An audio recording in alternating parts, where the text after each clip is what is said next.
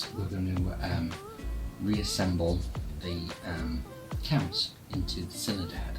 So I've got my new valve, new cam chain, etc. and gasket kit. So today we're going to lap the cam. I actually went and took the inlets out as well. So I'm going to lap all the valves back in and then reassemble the torsion bars and install the cams, inlet and exhaust. And I'll take you through that process. So let's get stuck in. Okay, so here's the process. So I'm going to be lapping the inlet valves first. So we've got some lapping paste, obviously the valve, and a lapping stick that we're going to begin the lapping with. We'll then go to a finer paste just to finish it off afterwards. Now, I've seen online, it seemed to work quite well. I'm going to start off with the drill just to do the first bit of lapping, and then I shall move on to the stick to finish it off. So what you want to do is you want to lay a little bit of the lapping paste all around the contact face of the valve. So you can see there's two different colours here, so where the black becomes silver, that's the bit that's making contact with the cylinder head. So put a little bit of the lapping paste on there, and we drop the valve into the valve guide.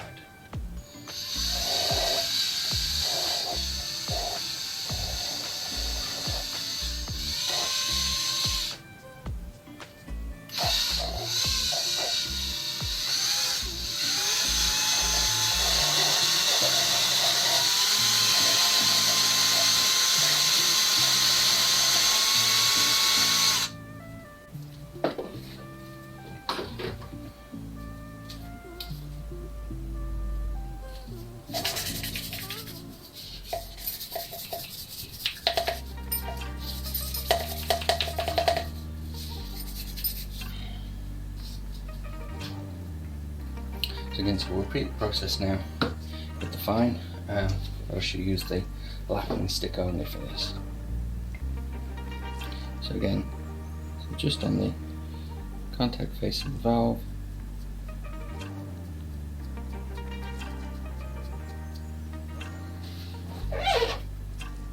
valve into the guide. And this time we're going to stick the lapping stick onto the face of the valve and spin.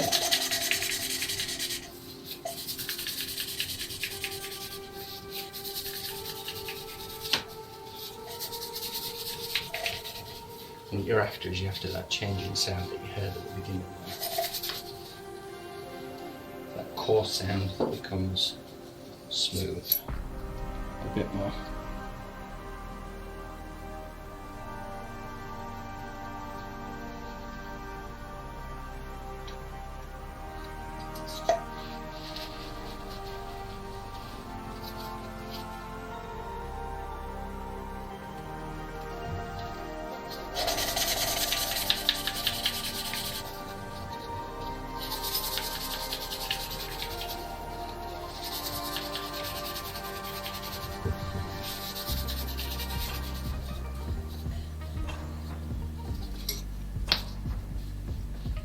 Okay, so the valves are lapped. Now, I'm going to go through the process now of reinstalling all of these bits and pieces. So we've got the valves themselves, the cam followers, the arm that controls that, and the torsion bar. Now to hold in the valve, we've got the collet ring and the two collets, which drop inside there and push up against the valve there and stop it coming out. Now if we look inside the cylinder head there, you can see that we've got the lower arm. I've just got that poked up out of the way at the moment. And we've got the valve stem seal in there, and we've got the clip and bolt which holds the valve stem seal in place. So that's what we've got in at the moment. Okay, first job, insert the valves. I'm going to plenty of assembly lube on these. Okay, so I've just lifted the valve lifter out of the way just there. I've already got the clip and the valve stem seal in there.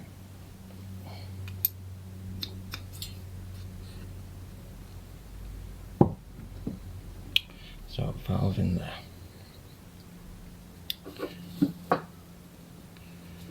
Okay, next, an extremely fiddly task. We can get the keeper and collets in there as well. So keeper goes on first. Sorry, lifter goes down first.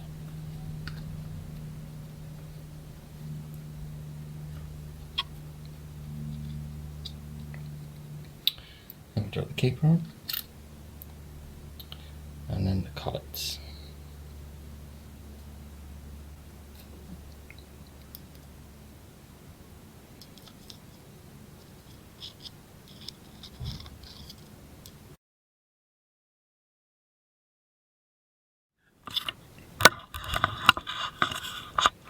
Okay, so the keeper and the collets on.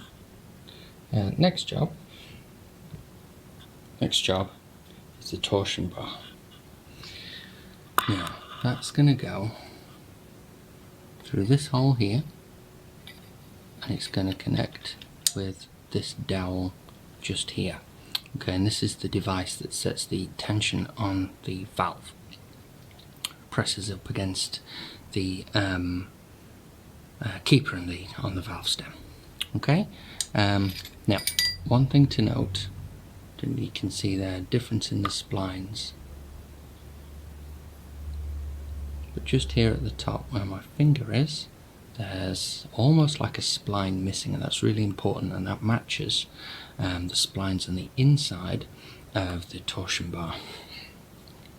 So you can see this piece here, which the lifter is connected to.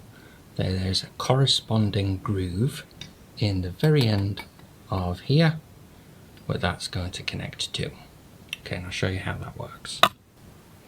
Okay, so again, liberal amounts of assembly lube, just to make sure it's all properly lubricated before the engine oil gets at the top. So basically you just insert this into the hole and twizzle until it finds that groove. Now you can see there that the dowel is a long way away from the hole. So in the same way as we took it apart, we have to apply tension to the torsion bar with the wrench in order to get that in the right place. So it's a 14mm wrench that I'm using to do that, and a little bit of encouragement from the rubber mallet.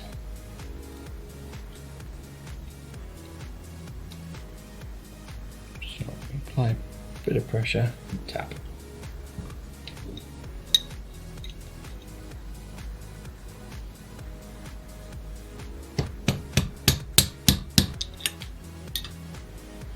Okay, and it's home.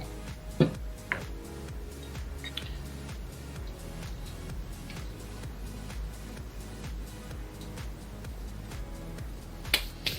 again, while you're driving this down, you need to be applying a bit of upwards pressure in the torsion bar just to take it off a bit.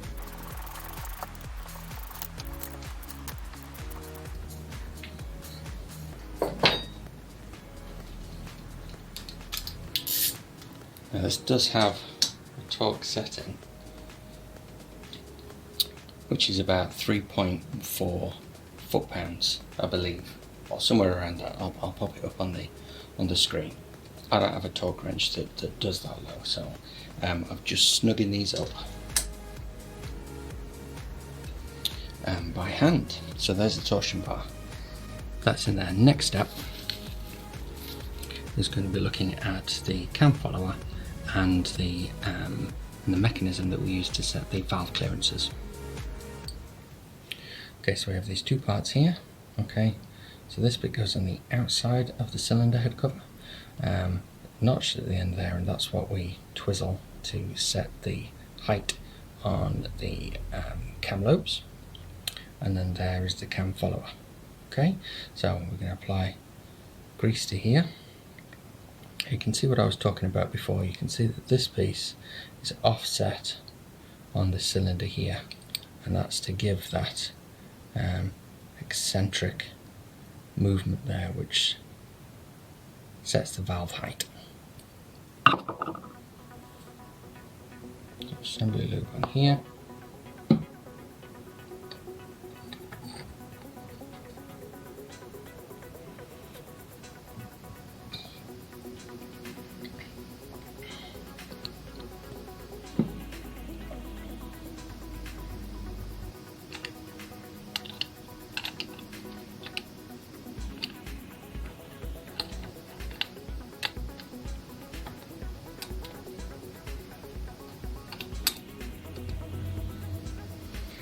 There we go.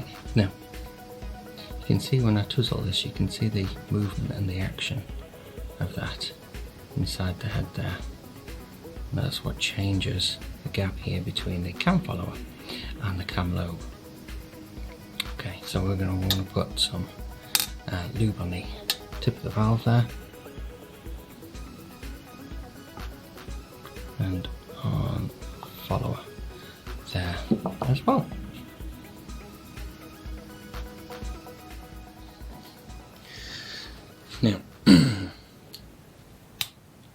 Now, of note on the cam, and this is true of both the intake cam, which this one is, and the exhaust cam on the other side, but they have timing marks on them.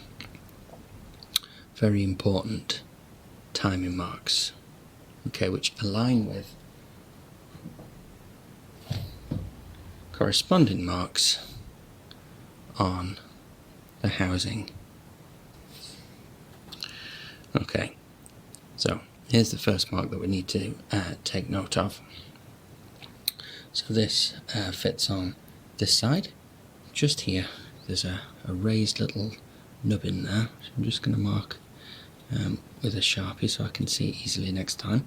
Okay, so the cam itself has a corresponding mark as well, so I'll just mark there with brown Sharpie. And basically, to get the timing right, when we've got this back on the bike and we're coming to put the cam chain on, both of those need to be aligned to get proper timing of the cam. We don't need to worry too much about that now, but for future reference, that's what we need. Okay, so the timing marks are going to want to go to the left hand side of the bike.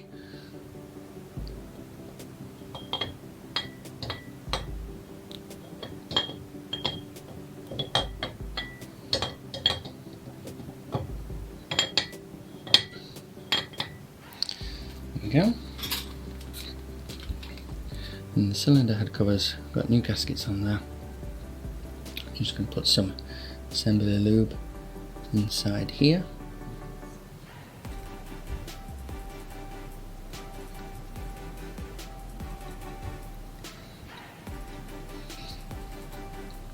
And just get that started.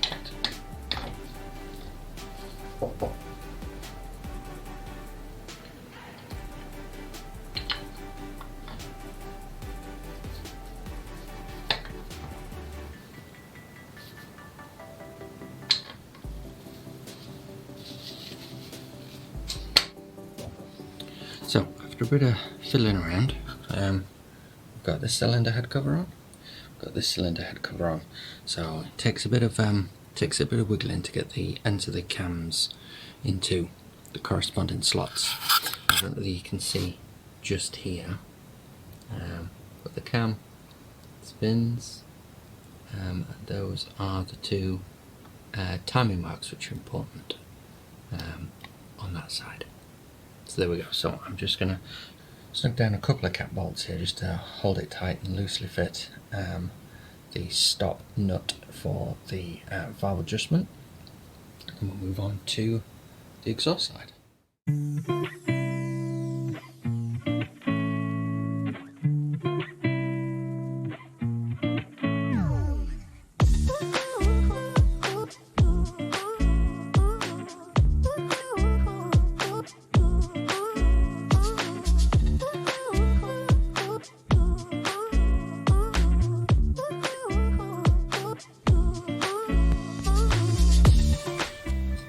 Okay, so there we go. Cams in. Cylinder head covers are on, both inlet and exhaust. So I'm not sure whether you found this useful or not. If you did, please give me a big thumbs up. Write a comment, consider subscribing, it would be greatly appreciated. And I'll catch you next time when we time the engine. Bye for now.